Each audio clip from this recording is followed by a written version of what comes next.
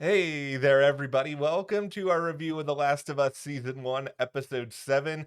This episode is titled Left Behind. It's already been established. I haven't played the game. I understand that this episode is sort of based on a DLC that is there from the game. There's a good bit of discourse out there about it.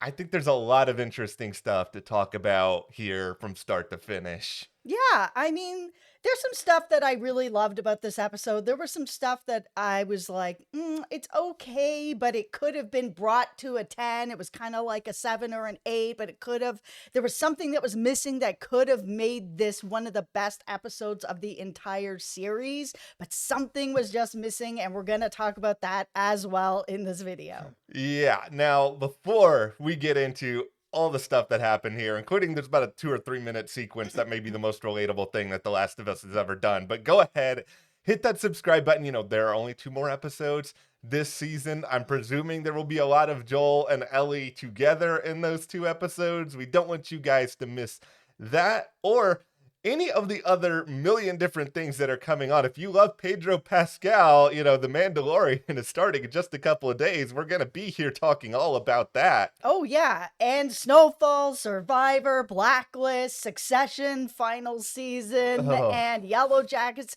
There's all kinds of great stuff coming up here at the channel. And also, yeah, tomorrow is my birthday. So we're going to have a little yeah. celebration here with you guys. And if you guys want to do something, special for my birthday, head over to our Instagram, which is Matt and Jess TV, and just give it a follow. I've Yeah. been really wanting to grow our Instagram. So if you wouldn't mind doing that, I would really appreciate it for my birthday. Thank you guys so much. Happy birthday. Thank you. Now, let's talk about the gift The Last of Us gave me. It is not my birthday. It's not even close to my birthday, but the scene. Let me guess, the scene with the arcade.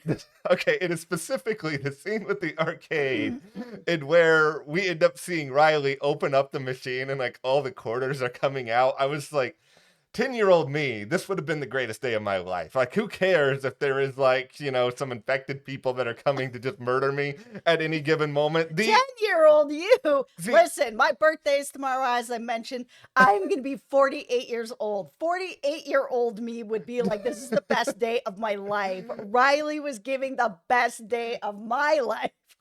it's just like I remember this very vividly, whether it was like Battletoads or Simpsons or Mortal Kombat, which they were playing, or like Ninja Turtles, that feeling where you're like 3/4 of the way through the game and you're like so close to the final boss and you run out of money and there's no way to get any more money and you just want to like punch the machine and just break it like that.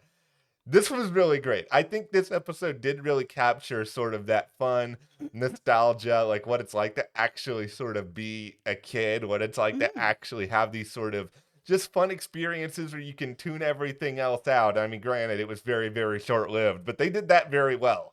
They did the whole mall scene gift from Riley to Ellie so wonderful. It was just like all these sort of experiences that Riley knew that Ellie wasn't going to be able to have or Yeah. hadn't had. Watching her go up and down the escalator was so cute. Yeah. I mean, it was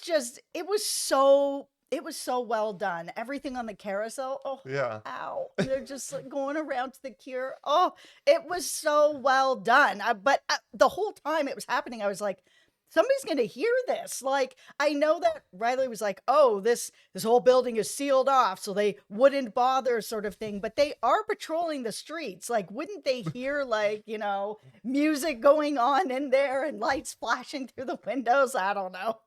Maybe they were drunk. I don't have any actual explanation for this. It's just, it was a little bit odd. Yeah, since you mentioned the Cure, let's stay on the music here for a second as well. Oh, Take on Me, like one of my probably, I don't know, it's in like the top 10 or 20 favorite songs that I have. In between this show and I think it was The Leftovers, why does HBO love Take on Me so much as a song? And like because it's wonderful. I also, It's a top tier song. I'm trying to stay away from most game related spoilers, but I saw Take on Me was trending lots and it's like, oh, I'm gonna click on this. And I was like, Oh oh, no. oh no, what did I do? Why did I do this? But no, I think the music, the vibe, just the entire look and presentation of this, I think it was so good to sort of exemplify like all these little things that we all take for granted. Like the escalators, like I've been at the mall and there's like 200 people on the escalator. It's like, well, I gotta go on this escalator without. I just like say it's like it's such a joyful experience for Ellie. And it was interesting to see sort of their different perspectives on sort of what was going on with, Fedra and what was going on with the Yeah, Fireflies and why Riley had made this decision to escape. She comes back 3 weeks later. Ellie's like, man, I thought you were dead. Like, what happened to you? Oh, I've joined the Fireflies, which was really shocking for Ellie, where she was like, you know where we are, right? And what we've been doing all this time. Like, why would this happen? And we saw at the beginning Ellie getting in trouble and her commander basically being like, you've got a couple choices. You can either end up in, this kind of lousy job, or you could end up in this better job, which is basically what Riley said. She's like, I'm almost 18. They were going to give me my assignment, and it's sewage ugh. detail, where she was just like, I'm not doing that for the rest of my life. Like, I'm just becoming an adult and this is going to be my entire life. Nah, there's got to be something better out there. It really, this episode's really all about sort of this idea of striving for something and striving for whether it's a better path, whether it's striving for a connection, whether, and I think a lot of the question that people are really asking out there, and I think some of the criticism that's come out about this episode is just sort of like, okay, why are we doing this now? We have Joel's life in danger. Why are we focusing all on this? And I think it's really just about this idea that Ellie and Joel have this sort of bond, and there is a trust there that is very hard to gain in this sort of post apocalyptic world. And Riley is one of the only other people that Ellie has had any sort of trust with. And, to be fair, Riley also lied to her on a number of Mhm. occasions, but yet there was still a bond there. And I think Ellie, despite being so young, she's mature enough to sort of recognize how hard that is to come by and how much she's willing to do in order to preserve it. Yeah, I think there was a lot of comparisons out there. I was making the same comparison. Hmm. We talked about this as well. Just with The Walking Dead, here's some spoilers ahead if you haven't seen this. Yeah. We had the character of Glenn, and it was like this huge cliffhanger. He fell off this container.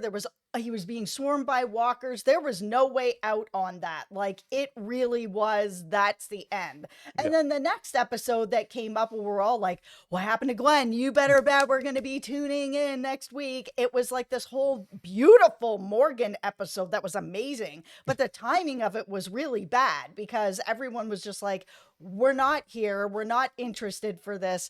We don't want to see this. And nobody really gave it a chance because everyone just wanted to know, is Glenn actually dead? Because I mean, the way that they had presented that, by all accounts, he should have been dead. And of course, he wasn't.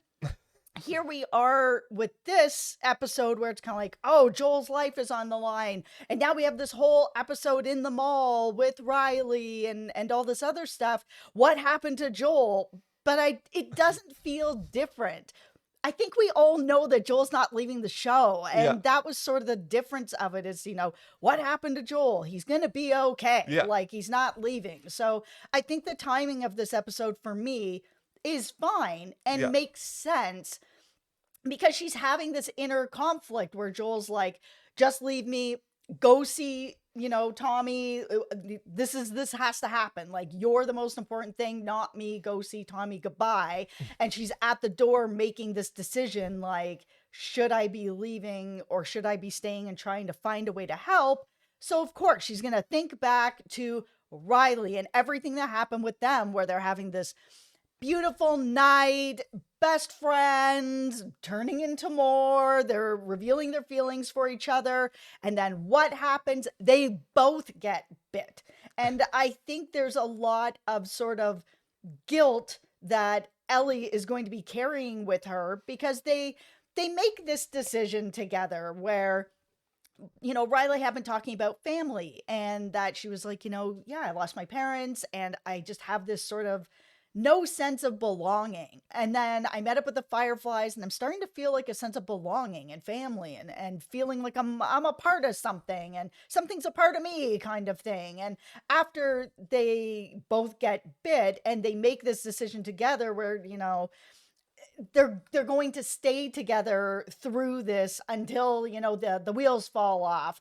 It's just kind of like, it's the again that sort of feeling of family. I mean, even before they get bit, Ellie's like, don't go. Like, please stay with me. And just like that, Riley's like, okay, they're going to figure it out together.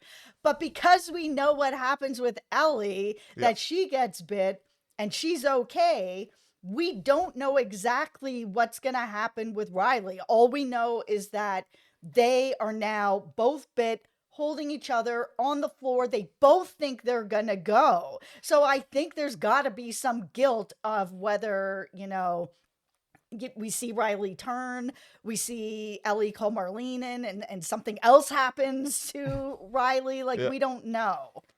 Yeah, I whatever it might be, I think is at least causing Ellie to approach the situation with Joel in a very particular way, and I think it's obviously somewhere within her head, and there is a part of me that's just like, if there's something more, I wish we could have gotten it in this episode. Like, Yeah. to me, and it's tricky because I really like this episode. I wouldn't put it. I wasn't moved, I think, in the same way that I was the Bill and Frank episode. I think I would have the Sam and Henry episode probably a notch above it as well. Just to me, I'm missing that. It's really hard to identify, but like that one iconic moment. I mean, yes, the arcade thing was really, really fun, but that's like all about vibes. I'm talking like emotion. I'm talking just like that really big, powerful thing Yeah. that I'm going to be like either watching on YouTube 200 times or I'm going to be too afraid to ever watch it again because I will sob uncontrollably, like the Bill and Frank dinner scene. I'm missing that, and I wish that was here. Yeah. And that's the thing that at the beginning of this video where I was like, something was missing. And it feels like something was missing a little bit in the writing, that there was an opportunity there where Riley was talking about family and sort of missing being part of something. And I think that these two are supposed to be best friends, like know each other inside out, know their hearts, know their Yeah. souls. And, it's a little bit different for, girls. We do sometimes get a little bit deeper as teenagers where we will really, really confide too much information with, our best friends. And, Riley's getting really deep into sort of family and her feelings on this. I think that scene could have been longer and it really, really could have made this episode a 10. Yeah, it's a good point where this show has already done episodes that are an hour and 15 minutes, an hour. Like, is anyone going to be mad if this episode is 3 minutes longer and we get another 3 minutes away from Joel? Because we're going to see Joel clearly a lot in the next episode anyway. Absolutely, we are. I mean, overall, it was a good episode, but yeah, I feel like we were missing just a deeper conversation with these two, just about sort of where they are and why they are kind of going in different directions and how they were able to come back together to kind of be like, please don't leave. Okay, I'll stay with you, to where they are now. That if we're having this flashback to Riley for Ellie of, should I leave or should I stay and help Joel? Can I even help Joel? I think it needed to be taken to sort of like, what is the thing that happens next? So we know that they're sitting on the ground. They've both been bit. They both think that they're going to die. I think there needed to be sort of that next moment of, is there a moment where Ellie's like, I'm going to go get help. I might not go get help. Something that actually relates to the exact situation that's happening, of why we're getting this flashback right now. Yeah, that would have been nice. And I kind of going into something you even said earlier is that I I'm assuming that commenters, correct me if I'm wrong, but usually DLC or something you typically play after you go through the main game. So I think there's a real challenge in this episode of like, okay, how do we sort of fit this story who people probably played in a different order into the game, into the story? And I think they did a reasonably good job, minus that thing that you've mentioned here where you connect it a little bit further. Now, Bella Ramsey, Bella's got a big challenge here when it comes to the Emmys. It's like, what episode do you end up submitting for this when they're all, but Bella HBO, is yeah, amazing. in between like Zendaya and Bella, HBO's just gonna like clean house at the Emmys with these young performers year after year after year. Absolutely. I mean, Bella is a scene stealer. No, okay, well, Just incredible. we will be back to discuss these upcoming episodes. How much will they make us cry? We'll find out. All But right. all right, well, hit that subscribe button. Thank you guys so much for watching, and we'll see you here next time.